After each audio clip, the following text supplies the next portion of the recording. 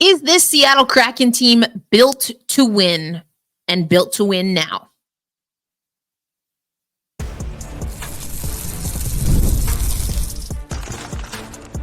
You are Locked On Kraken, your daily podcast on the Seattle Kraken, part of the Locked On Podcast Network, your team every day. Hey, what do you say, Seattle hockey fans? Welcome to another episode of Locked On Kraken, part of the Locked On Podcast Network, where we bring you your favorite team every single day. Erica L. Ayala here. Maybe you listened to me on Locked On NHL with Gil and Rachel talking about PWHL expansion earlier today. Maybe you'll make that your next listen. Either way, happy to have you here. Want to let you know, today's episode of Locked On Kraken brought to you by our friends at FanDuel. You can start the season with a big return on FanDuel. New customers can place a $5 bet and get started with $150 in bonus bets if you win your first bet, your first $5 bet on FanDuel. So visit FanDuel.com to get started. Is this Seattle Kraken team built to win? And we're asking this question. We're going to have this conversation because the Seattle Kraken dropped their game to the Toronto Maple Leafs and 4-1. 3 of these goals were preventable. Absolutely preventable goals. Now, Joey Daccord does not get credited with a quality start. Let me tell something to you. If you think that this was anything to do with Joey Daccord or with actually the defenseman on this team, then I have a bone to pick with you. Joey Daccord, now, if you want to give him a ding, making the initial stop, giving up rebounds. But again, I have a bone to pick with you if that is your argument. This team, is it built to win? I don't know that the mentality is there with enough consistency. I told you on yesterday's episode with Zame and the day before that Brandon Montour, such a huge impact he had on that big win the other night. I also told you that don't let those 8 goals fool you. Don't let the score fool you against Montreal, because there were battles, quite literally board battles and other statistical categories that the Seattle Kraken lost in that Montreal game that in other circumstances, we might lose that game. Zame and I talked about how it's probably a closer game, and we saw that again. And to boot, no Brandon Montour. Congratulations to Montour and his family, congratulations to Brandon Montour, welcoming in a child with his family. So really, congratulations. Nothing against Brandon. Of course, we want you to be home for that, buddy. And the rest of the team has to step up. The offense, anemic. The defensemen, hustling, blocking shots. And this is where I go back to that weave or the mentality. When you see your defenseman stepping up, when you see your goalie make the initial save, you can't just be puck watching. You have to be watching the bodies from the opposition and where they are positioning, because they're going to look to reload. And that is exactly the story of how the Seattle Kraken lose this game. If we look at the instant analysis from the amazing Allison Lucan, I'm going to pull that up. It was just on the screen for those watching on YouTube. I'm going to pull it up again here because, again, the numbers, they don't lie. They don't lie. The shots on goal, about even, let's call it even, four goals differential, shots on goal differential in favor, though, of Toronto. The shot quality, though, massively in favor of the Toronto Maple Leafs. I want to talk about puck battle win percentage. 31% for the Seattle Kraken, 69%, almost 70-30 down, almost 70-30 in favor of Toronto in this. Zone exits, okay, 83%. I like that for the Seattle Kraken. Entry denial, 36% to 56% the other way. Shot quality on the power play, everything on the power play about even. Now, quality start. They say no for the Seattle Kraken, yes for Toronto. 25 of 28 saves for Joey Daccord, who once again does get the start. We'll talk about that a little bit later. 24 of 25 saves for Toronto.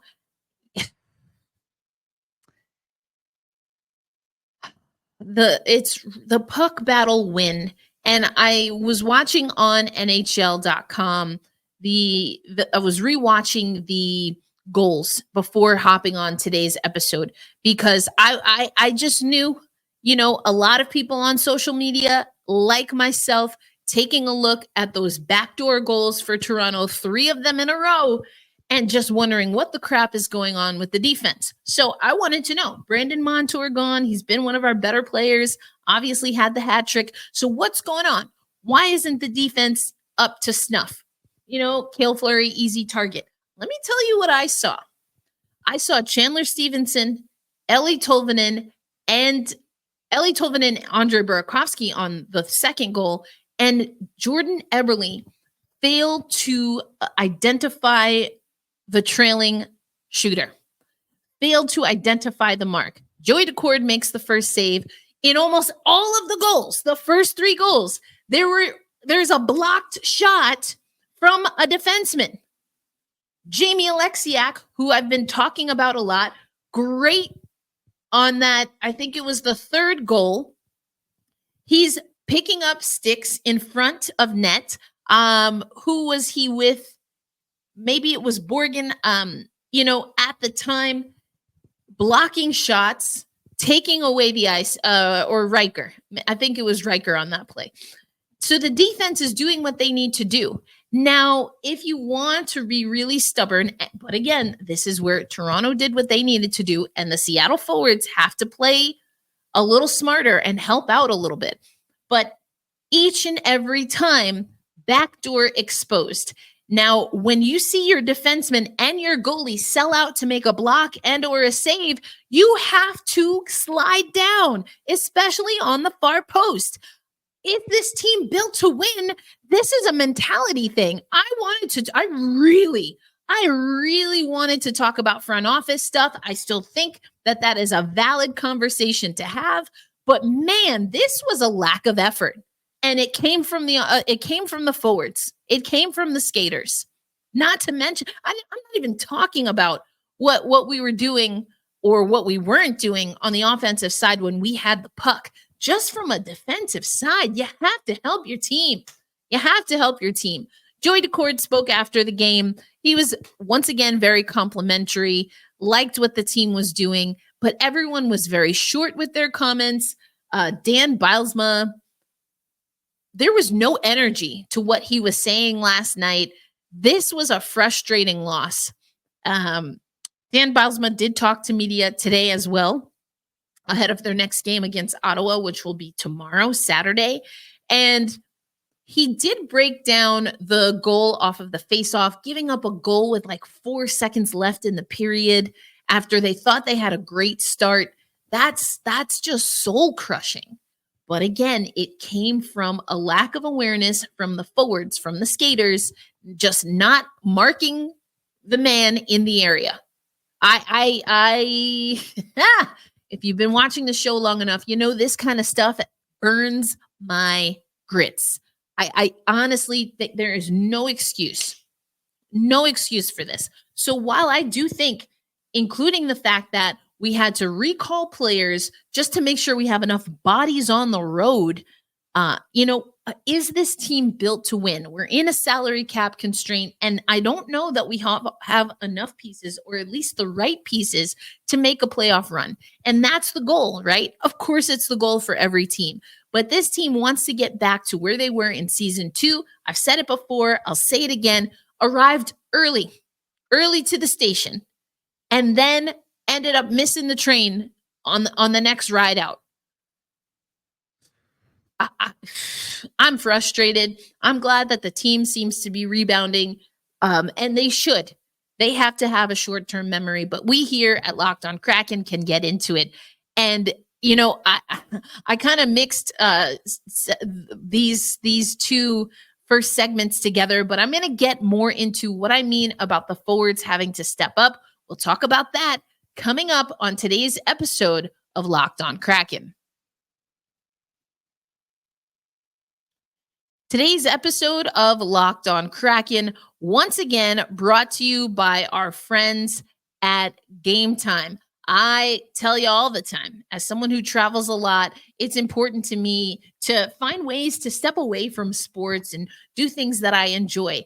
And that's why I love heading over to Game Time. And they have a new feature now called Game Time Picks that makes getting tickets for your favorite live events even easier. Game Time Picks filters out the fluff to show you only incredible deals on great seats, so you don't have to waste time searching through thousands of tickets. I also want to talk to you about all-in pricing. This is something that you can toggle once you set up your account. You go to the Game Time app, you toggle this feature to show the total upfront cost with no surprise, so you can ball on a budget. All-in pricing, again, you have to toggle this, but it will be something that you won't regret, so you have no surprise fees at checkout. Seat views, we've talked about that. I especially like that when I get tickets to see the M's when I'm in town. And of course, there is the Game Time guarantee. Game Time will credit you 110% of the difference if you find a ticket in the same area, same event, obviously, for less than they have you at Game Time, than they have it at Game Time. Take the guesswork out of buying tickets with Game Time. Download the Game Time app, create an account, and and use promo code LOCKEDONNHL for $20 off your first purchase. Terms do apply, but again, create an account and redeem code LOCKEDONNHL for $20 off. Download Game Time today. What time is it? It's game time. Thanks as always for making Locked On Kraken a part of your daily destination. Erica L. Ayala back here. This is basically a rant. Disco Dan, he's not going to get riled up, or at least not in front of us. He was very calm, very demure. There's this clip I want to show you of, didn't really want to get into the nit and the grit. He got a little bit more specific at today's practice, but he just is ready to turn the page. Here's Dan Bylsma. It was a pretty good first period from both sides. We gave them a few chances. We had a few of our own chances there. The power play had some excellent chances in the first, and it's accented by the last 7 seconds where they get a face-off play and a goal. And after a pretty good first period, you're down 1-0. Step out in the second period, and you don't go 2 minutes into the second period where they get a second period. That's second period hockey. If you need to know what it looks like, a defensive zone shift for us, a puck gets out all the way down the ice, and we're in a scramble to get a change. Our guys are coming on the ice. They take the opportunity to go quick up and catch us in a read situation against good players. They're getting on the ice and they make a great play, and it's really the kind of this dictated the rest of the game was giving up the goal there 2 minutes into the second period, and now you're down 2-0 against a good team and fighting and clawing to get back. You had referenced that face-off goal last night. I mean, it seems that early in the season the team's been doing a pretty good job of battling on to win face-offs. I mean, were you seeing that continue last night, or did they get away from that a little? No, the sequence of events really on the face-off is we had 4 face-offs from that dot leading up to that, of which I think we win all 4 of them. We're not able to exit the zone with we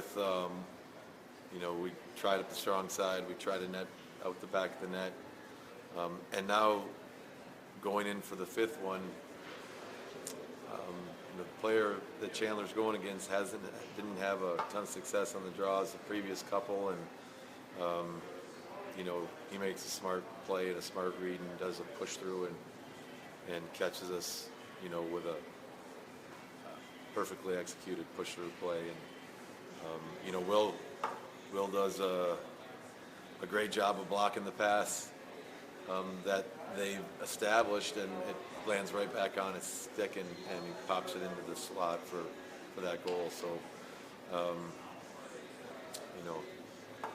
at some point you have to tip the cap too. It was a really nice play by them, and the circumstances of us winning the previous 3 or 4 draws kind of led them to considering doing a push through, and they executed it good. They executed it well. I hear where Dan is coming from here. It's not that I disagree with him on Toronto being able to take advantage. They saw something that was open, that they thought might be open because they tried different things on the faceoff and they wanted to try some. So like he said, good on Toronto. But he also mentions Will Borgen making a good save. I think he falls short of also mentioning that there are players in the high slot. Again, that's off of the faceoff. So if I remember correctly, this one was dang it. So I said Burakovsky. Eberle was definitely the third one. Berkey. It was Berkey and Tolvey for goal number 2. Chandler Stevenson. Chandler Stevenson was the closest player, a centerman at that. You got to help out. You see Will Borgen just completely go all in on a blocked shot. Chandler Stevenson lost where he was at. And then again, Berkey and Tolvey and at one point Eberle. And the third goal, Eberle looked like he was breaking out because again, initial save made, block made. But he's the closest one there. You have to realize and have that awareness that, defense is the job of forwards too. And that's why I continue to say that I don't completely agree when people say this is a defensively solid Seattle Kraken team. And this is what I want to show you. We're going back to the heat maps. I'm going to put this full screen so you can hear my voice. For those who are just listening on audio, hello, my audio listeners. But let's do this heat map.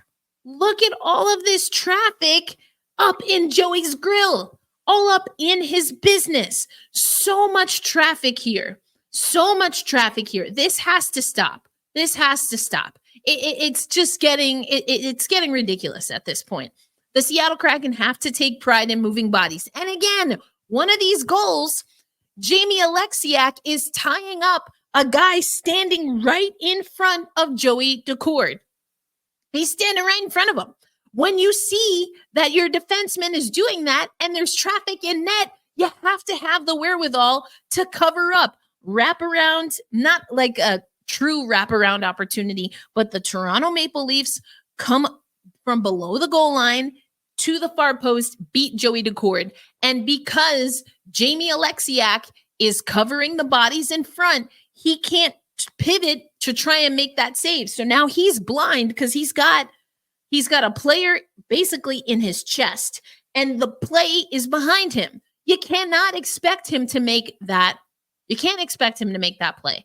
I'm almost positive it was Riker Evans who, again, on low on the ice, almost like a soccer goalie, especially early, like high school or middle school where they teach you to keep your hands low. He was doing what he needed to do to block the shots in front. When you're seeing that as the forwards, you have to step up. You have to step up, man. Come on. And that's why this is the kind of game that burns, that just burns my grits. You also look at, we look in all circumstances. Toronto had the edge. You heard, or I talked about, and you heard a little bit from Dan Bylsma. He felt that the first period was solid, and that is shown on this game flow. And then everything after that is Toronto. So is this team built to win? I don't think that front office has done enough. I mean, huge gains, obviously. Whoops, sorry, FanDuel. Huge gains, obviously, in the offseason. And I just don't know. I don't know. And I feel like I just talked earlier in the week. All right, we're just getting into month number 2. I'm not sure that we know what kind of Kraken team this is just yet, but they have to turn the corner soon.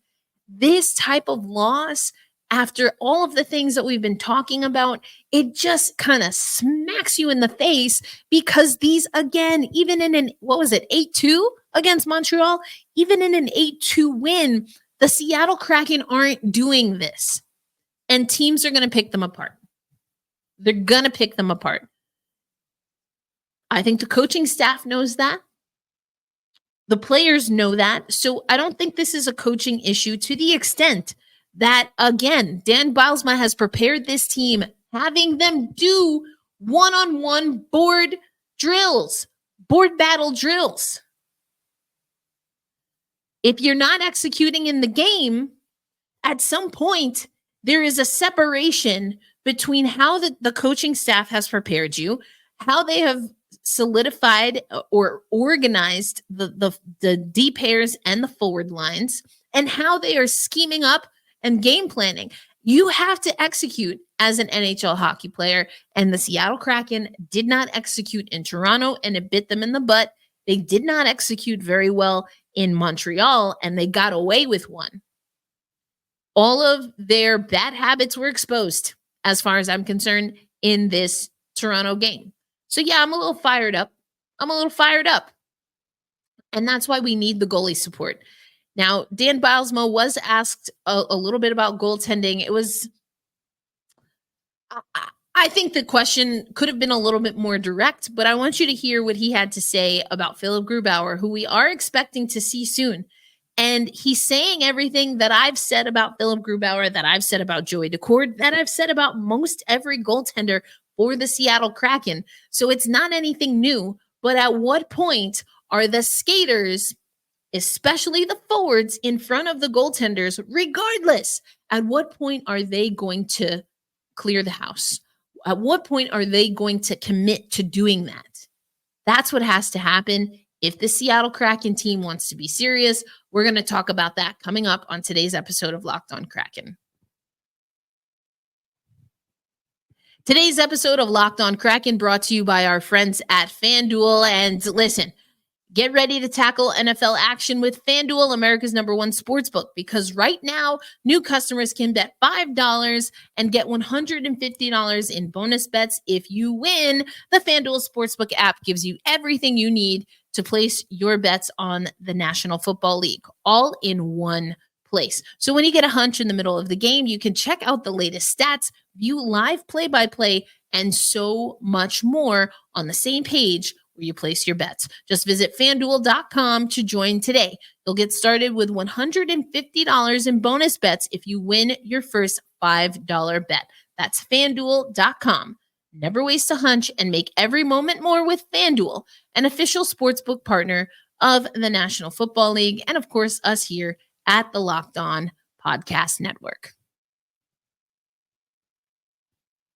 Thanks as always for making Locked On Kraken a part of your daily destination. This was pretty much an impassioned rant of an episode, but if you want to hear me talk about women's hockey with the amazing Rachel Donner and Gil Martin, then head over to Locked On NHL. Make that your second listen of the day. We need to support the goalies. Again, I'm looking at this game. Not a quality start from Joey Dax. If you want to talk rebound control, I'm okay with that. For me, this was a massive lax on what I like to call team defense, specifically the forwards getting caught puck watching. And it happened fast. It happened furious. Again, not productivity on the power play. That has to get remedied for the Seattle Kraken to move forward here. Face-off percentage, 44.4% to 55.6%. Power play, goose egg for both teams. Block shots, 22 block shots.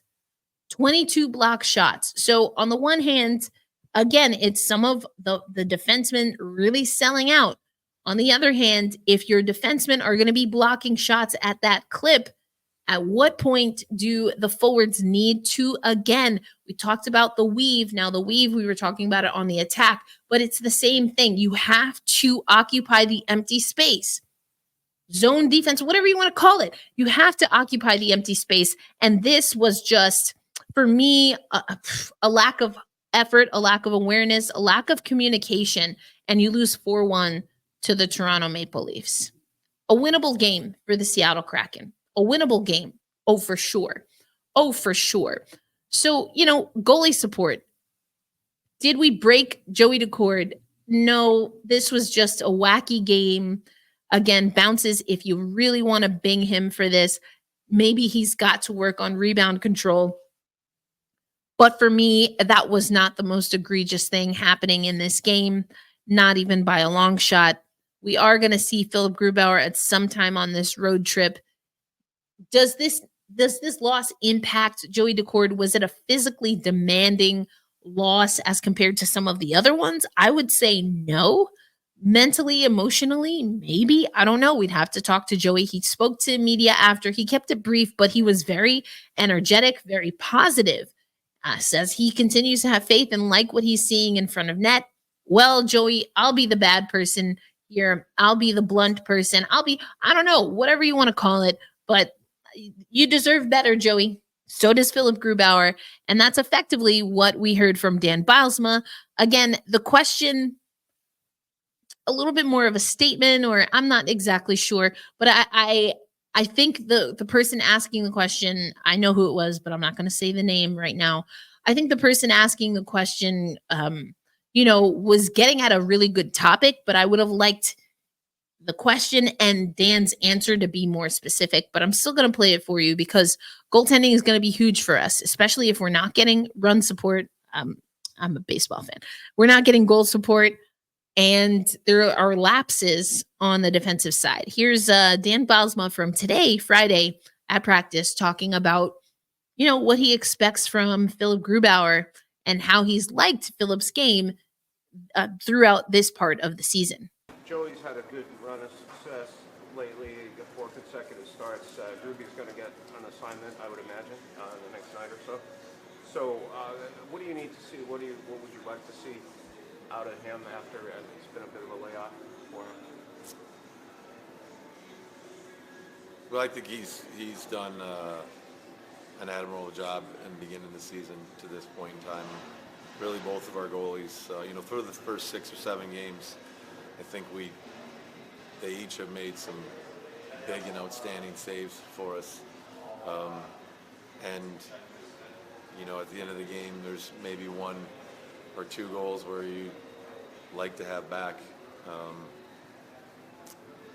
And he said Gruby in his last 2 starts in particular made some outstanding saves and helped us out in some difficult spots with those big saves and gave us a chance to win the hockey game. And that's what he's done every time he's been in. And when Gruby gets back in there, I know he's going to give us a chance to win the game. And that's really all you can ask for a goaltender, but you got to get goal support. I think it was Davy Jones' locker room that said Joey Daccord dressed up as Philip Grubauer for Halloween, which of course was yesterday. And the joke being there that, as we've talked about with Zame, as I've talked about time and time again, I don't know what it is, but we have trouble and flat out what it feels like sometimes refuse to give Philip Grubauer goalie support. And unfortunately for Joey, it was his turn. Unfortunately for the Kraken, they still haven't figured out their offense. So again, is this team built to win? It just seems like there's enough talent.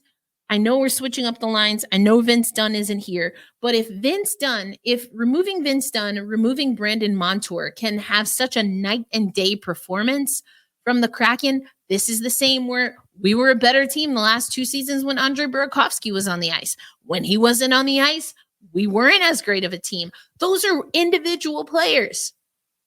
And respectfully, in the grand scheme of the National Hockey League, they're not even considered like the guy, like the one guy, you can't stop them even if you tried.